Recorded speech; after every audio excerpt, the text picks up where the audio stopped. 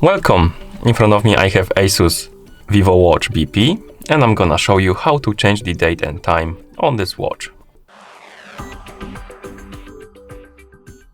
First we need to unlock the screen and we can do it by pressing the side button. After you unlock the screen, you can swipe left on the screen to scroll through the list of options like this. Find the setting option that look like this, and under the setting option and the watch icon you should see the time button. You can tap on this time button and here we can select if you want to use 12-hour format or 24-hour format. So select the one you like by tapping on it, then tap on the arrow.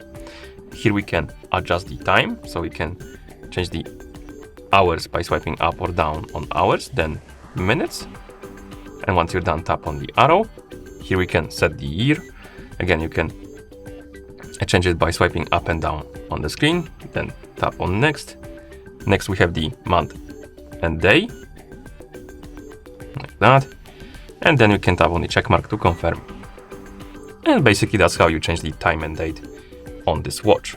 And once you're done, you can press the side button to go back to watch face.